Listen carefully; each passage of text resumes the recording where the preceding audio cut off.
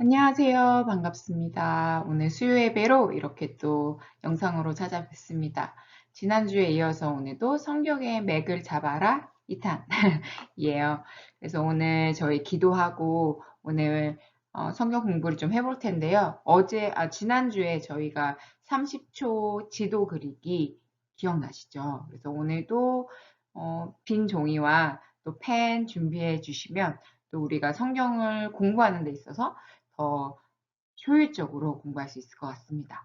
그럼 우리 함께 기도하고 오늘 이 시간을 함께 준비하도록 하겠습니다. 함께 기도하겠습니다.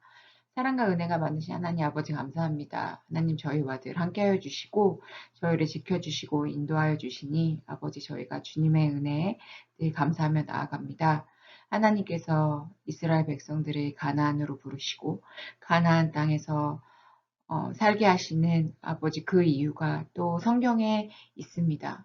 하나님 왜 그들을 그 땅으로 부르셨는지 저희가 더 공부하면서 성경을 더 알아가면서 깨닫게 하시고 하나님께서 부르시는 아버지 가나안 땅이 어디인지 그리고 우리가 어떤 마음으로 또 어떤 방식으로 이 세상을 살아가야 되는지 저희가 성경을 통해서 알게 하시고 성령으로 깨닫게 하여 주시옵소서.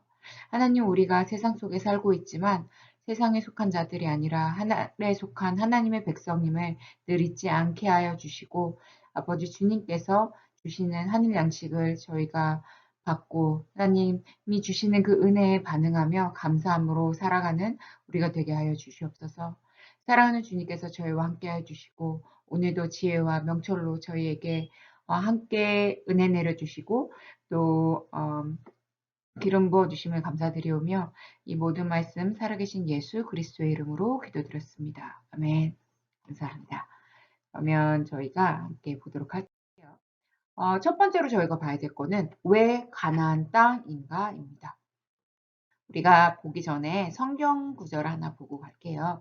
출애굽기 14장 21절에서 22절에 있는 말씀입니다. 낮에는 구름 기둥으로 그들의 길을 인도하시고 밤에는 불 기둥으로 그들에게 비추사 주야로 진행하게 하시니 낮에는 구름 기둥, 밤에는 불 기둥이 백성 앞에서 떠나지 아니하리라. 아멘. 이 말씀은 광야를 지날 때 하나님이 이스라엘 백성들에게 모세를 통해서 주셨던 말씀인데 이 말씀은 이스라엘 백성들이 광야를 지나는 동안에도 또 가나안 땅에 들어가서도 계속 이어지는 말씀이고 또 우리가 지금 2021년도를 살아가는 우리한테도 동일하게 말씀하시는 그런 말씀입니다. 하나님께서 우리를 주야로 지켜주시고 인도하시는 분이심을 믿으십니까? 아멘. 이 가나안 땅은 하나님께서 하나님이 지켜주시고 하나님이 돌보시고 하나님이 인도하시는 하나님의 은혜가 있는 곳이라는 것을 계속 이 백성들에게 알려주시기 위한 그런 땅이었습니다. 그래서 저희가 첫 번째로 보게 되면 가나안 땅의 지리와 기후를 알면 성경이 보입니다. 저희 저번 주에 봤던 30초 안에 지도 그리기 기억나시죠? 빵 한 덩어리 그려놓고 포크 넣고 그다음에 저희 닭다리 그리고 또 뱀 다리 그리면 지중해와 가나안과 애굽 땅과 홍해가 됩니다. 그리고 저희 뱀 머리와 그리고 뱀의 혀가 페르시아 망과 티그리스 유프라테스 강에서 이제 바벨론과 또 아수르 땅 그것을 저희가 그려봤어요. 저번 주에요. 그래서 가나안 땅은 어디서부터 어디까지냐면 단에서부터 브에세바까지라고 보통 이야기를 합니다. 성경에서도 그렇게 나와 있어요. 저희가 다시 보게 되면 단과 브에세바까지가 이스라엘의 영토가 되는 것입니다. 우리 오늘 보면은 저번 주보다 조금 좀 복잡해졌죠? 가나안 땅에 대해서 더 자세하게 좀 나와 있어요. 이렇게 보게 되면 요단강 건너편에 여리고성이 있고요. 그리고 베들레헴도 있고 그리고 유다 광야가 또 있습니다. 그리고 지중해 쪽으로는 야코 평화, 사름 평화, 블레셋 평화도 있는 곳이 바로 가나안 땅입니다. 첫 번째로는 가나안 땅은 구름 기둥이 없이는 살 수 없는 곳이에요. 왜냐하면 기후로 보게 되면 일교차가 굉장히 심합니다. 낮과 밤이. 그래서 낮에는 뭐 40도, 50도까지도 올라가기도 하고, 그리고 밤에는 영하로도 떨어지는 정말 그런 사막 기후인 거예요.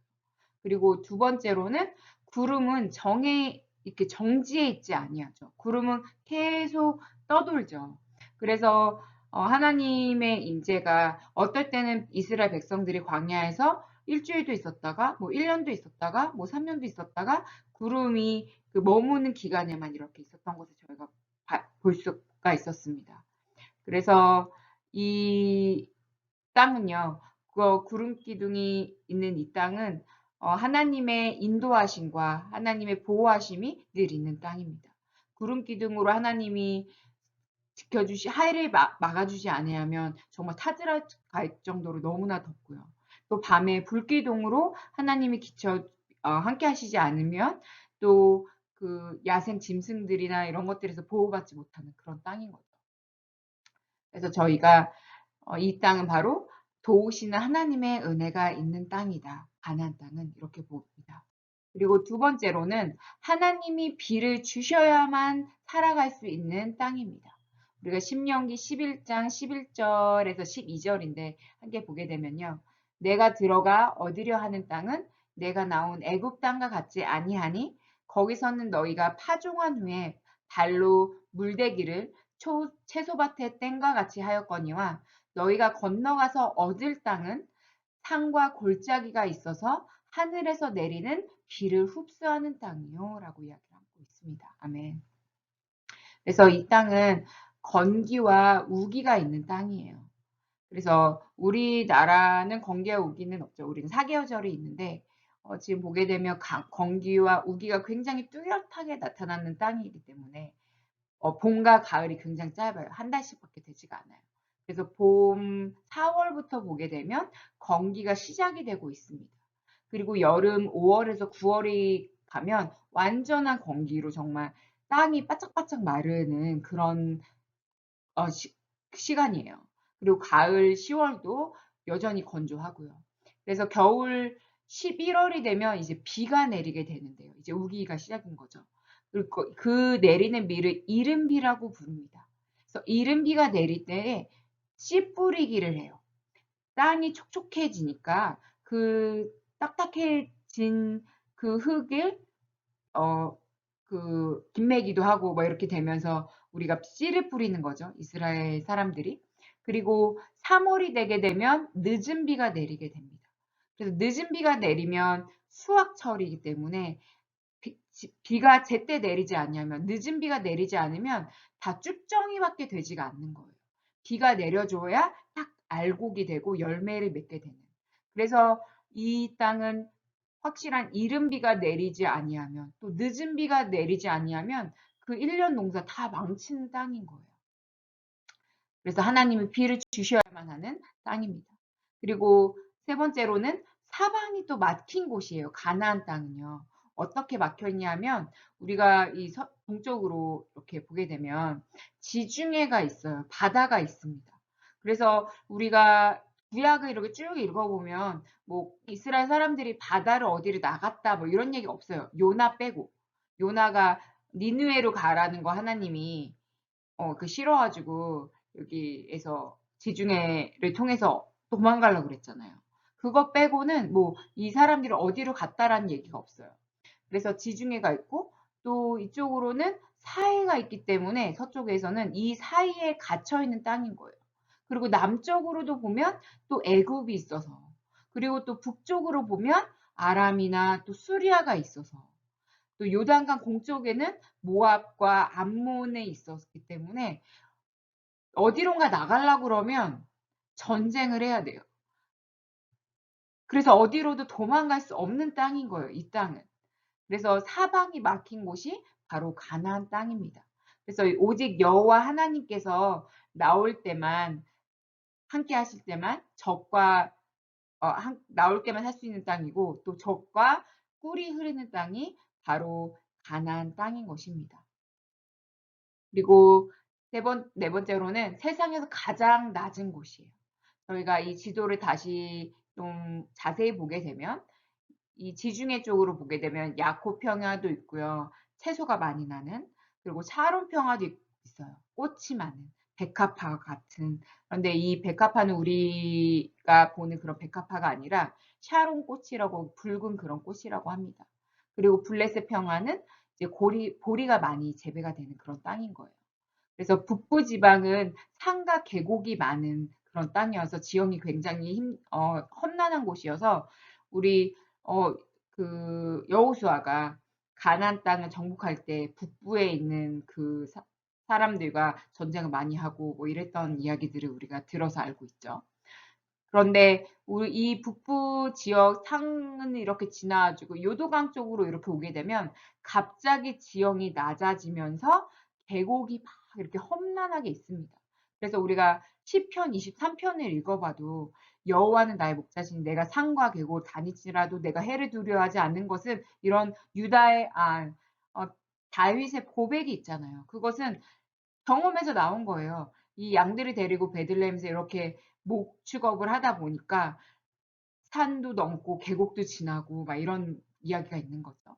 그리고 갈릴리 호수는 바다 아래로 212m가 떨어지는 곳입니다. 우리가 보통은 해상이라고 이야기를 하죠. 그래서 바다 위로 몇 미터, 우리 한라산도 바다 위로 몇천 미터, 뭐 이렇게 얘기를 하잖아요. 그런데 이 갈릴리 호수와 이 사회 요단강은 바다 밑으로 몇백 미터가 떨어지는 곳인 거예요. 그래서 사해도 바다 아래로 400m가 떨어지고요.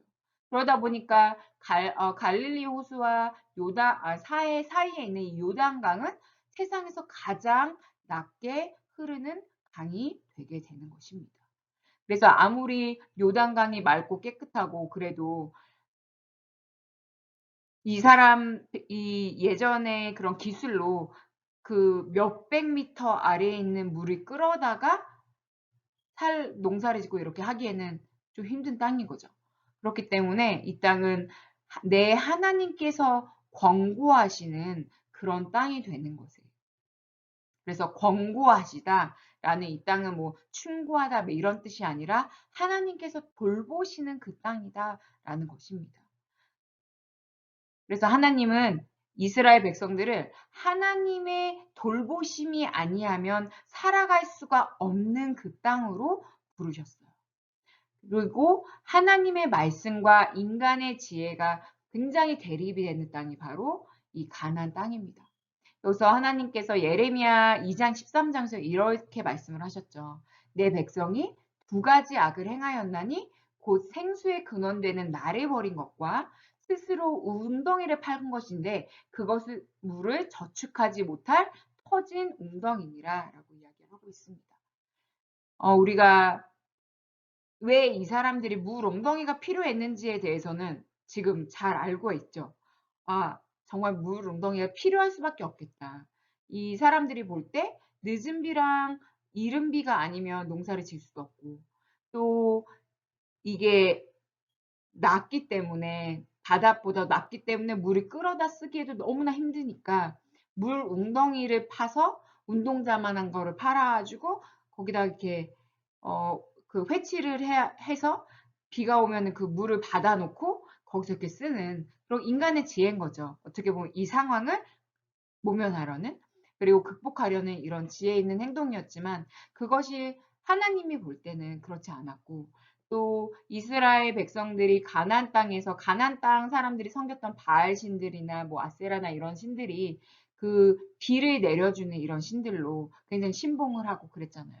그렇기 때문에 이것은 세상과 하나님에 대한 어떤 굉장히 대립적인 것이 영적으로도 지리학적으로도 굉장히 분명하게 드러나는 땅이 바로 가나안 땅인 거예요.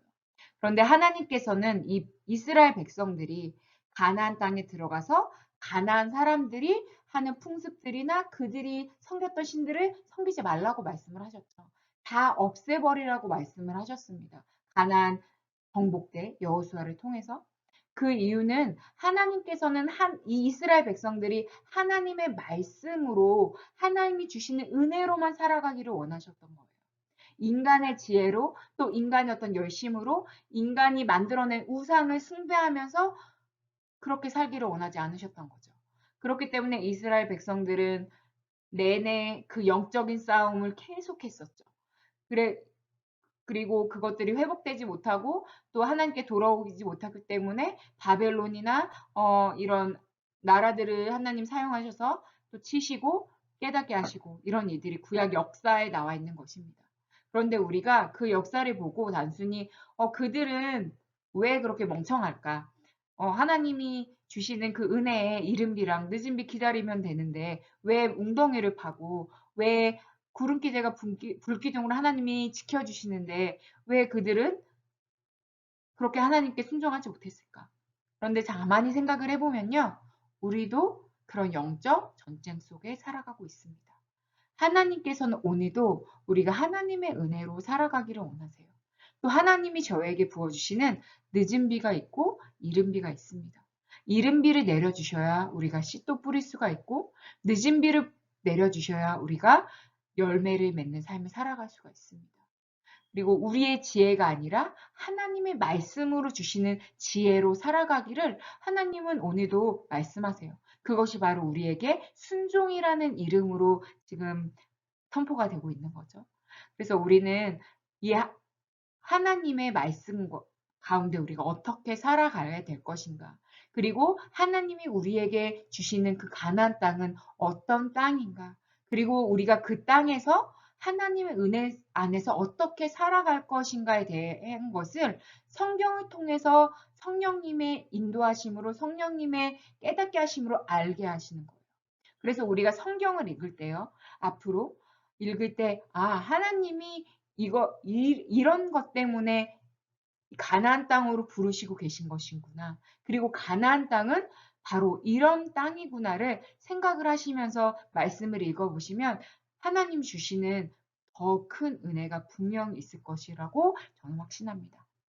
그래서 오늘은 여기까지 저희가 한번 살펴봤어요. 가나안 땅이 어떤 땅인가? 그리고 왜 하나님은 가나안으로 이스라엘을 부르셨는가? 지금도 뭐 그 땅에서 여러 가지 일들이 일어나고 있습니다. 연일 이스라엘과 시리아의 전쟁들 이런 것들이 있는데 그런 것들이 하나님의 그 섭리 안에서 어떻게 이루어지고 있는 것인가에 대해서 하나님의 지혜로 저희가 바라볼 수 있는 또 믿음의 눈으로 바라볼 수 있는 그런 주님의 자녀가 되기를 또 기도하고요. 그래서 우리가 오늘은 여기까지 해서 성경의 맥을 한번 살펴봤습니다. 그럼 여러분들 또 편안한 밤 저녁 보내시고요. 저는 다음 주에 3탄으로 또 찾아뵙겠습니다. 그럼 여러분 모두 다음 주에 봬요. 안녕히 계세요.